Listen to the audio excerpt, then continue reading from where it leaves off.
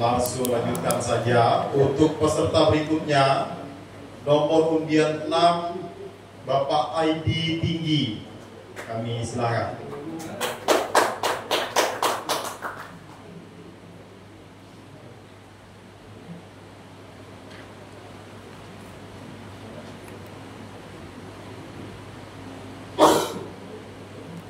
Shalom.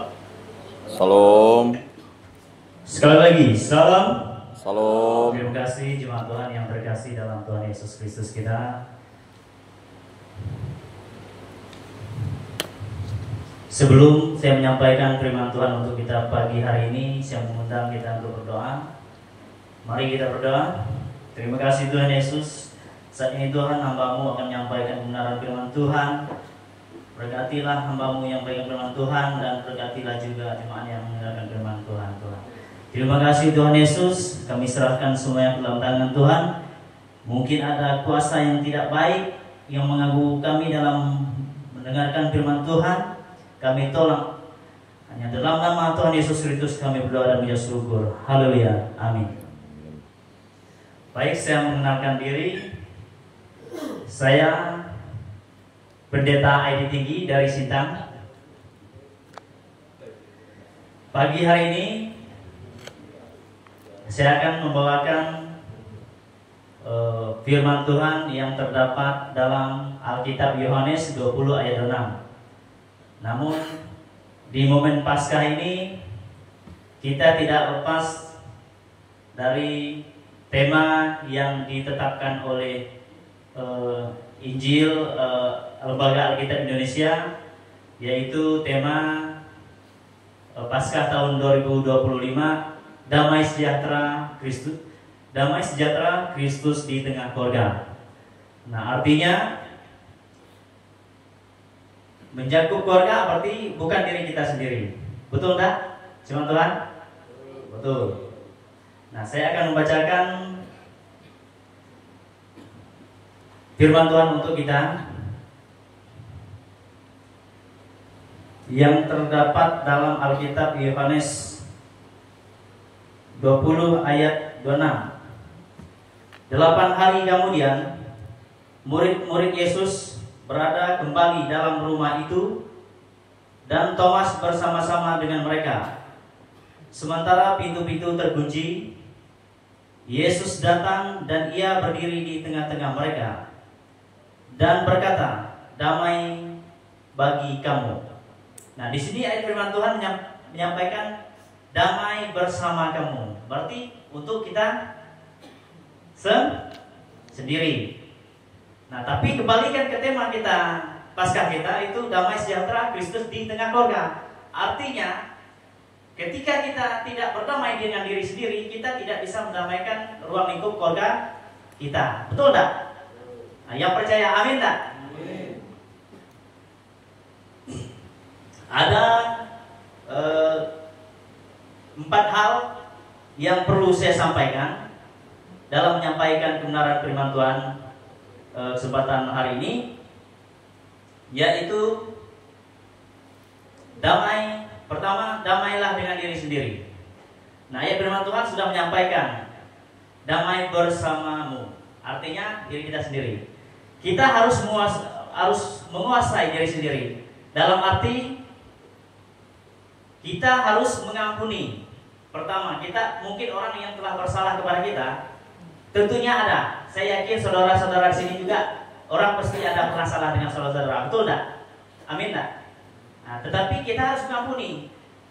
Kita berdoa dan mengampuni orang bersalah pada kita, dan kita berdoa kepada Tuhan, kita juga mengampuni orang bersalah pada kita. Setuju tak? Amin tak? Terima kasih. Itu yang pertama yang harus yang ingin saya sampaikan hari ini. Yang kedua, jaga hati. Jaga hati apa? Kita sebagai umat yang dipilih Tuhan harus menjaga hati. Karena kalau kita tidak mau menjaga hati, dalam bahasa kasarnya tidak punya hati, artinya kita tidak memikirkan orang lain. Sehingga bagaimana kita bisa berdamai dengan orang lain? Nah, jadi itu artinya kita harus menjaga hati kita sebaik mungkin. Yang ketiga, kendalikan pikiran. Karena kita tidak bisa mengendalikan diri kita kalau pikiran kita tidak baik. Nah, kalau pikiran kita sudah nyaman, sudah baik, artinya kita sudah bisa mengampuni kita dan memaafkan orang lain. Yang keempat, tidak boleh tergesa-gesa. Sebagai kita umat Kristen yang percaya kepada Tuhan, janganlah tergesa-gesa dalam mengambil tindakan. Mengapa? Kita adalah umat yang dipilih Tuhan. Biasanya kalau kita tergesa-gesa, setelah salah mengambil tindakan, barulah kita pikir, oh Tuhan, ini salahku, ampuni aku Tuhan. Padahal Tuhan tidak pernah mengizinkan kita salah, hanya kita yang tergesa-gesa. Nah, dalam hal demikian, itu yang perlu kita kuasai. Kembali lagi ke ayat firman Tuhan. Di sini ada murid-murid Tuhan 8 hari kemudian. Artinya 8 hari, artinya sebelum kejadian hari ini 8 hari kemudian. Berarti ada di situ Thomas yang tidak bersama-sama dengan mereka. Thomas kemana? Berarti tidak bersama-sama dengan mereka. Nah, di sini juga Tuhan sampaikan kepada Thomas.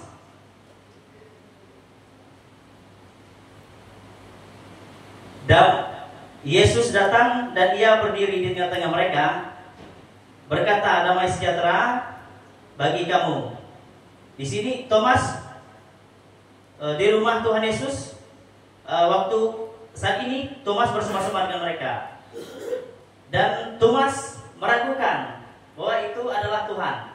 Artinya Thomas itu tidak percaya kalau memang itu adalah Tuhan yang hidup kembali. Nah, dalam hal demikian, kita Tuhan sudah menyampaikan sampai menjamah bekas paku di dada Tuhan Yesus juga, barulah Thomas percaya. Nah, di sini Tuhan juga meyakinkan bahwa di sini ada terdapat di pintu-pintu terkunci. Artinya pintu itu bukan hanya satu. Berarti pintunya ada yang lain, betul enggak? Nah, pintu-pintu terkunci. Dalam artinya Tuhan meyakinkan bahwa ke murid-muridnya bahwa pintu-pintu bukan hanya satu, itu sudah terkunci semua. Karena kalau Tuhan sama dengan kita, kalau kita memang untuk meyakinkan orang lain, tentu kita mempunyai berbicara data fakta. Begitu juga ayat ini, untuk meyakinkan kebenaran bahwa itu adalah Tuhan Yesus. Sampai Tuhan Yesus berkata ke Thomas, ini peganglah aku di dadaku dan bekas paku itu, sehingga barulah Thomas percaya. Nah, ini tema yang sangat luar biasa bagi kita yang merayakan Paskah di tahun 2025, karena dengan tema ini kita diberkati, terutama dengan diri kita sendiri dan juga keluarga kita. Saat ini juga tentunya dalam keluarga kita juga kita harus mampu mengendalikan keluarga kita. Dan kita kalau tidak mampu mengendalikan diri kita sendiri, tidak mampu mengendalikan keluarga kita, apalagi mengendalikan kawan-kawan kita. Sudahlah, Tuhan dalam momen Paskah ini, saya rasa tidak perlu saya jelaskan, jemaat Tuhan sudah tahu. Paskah itu artinya bahwa Tuhan mati telah menebus dosa kita manusia. Nah, seharusnya kita manusia ini kan sudah, ya udahlah, karena dosa sudah ditebus, santailah hidup ini. Tetapi tidak demikian. Kita harus berbuat baik kepada keluarga kita dan orang di sekitar kita, sehingga terciptalah damai untuk kita, jemaat kita yang kita orang Kristen yang percaya Tuhan. Nah, jadi ini firman Tuhan yang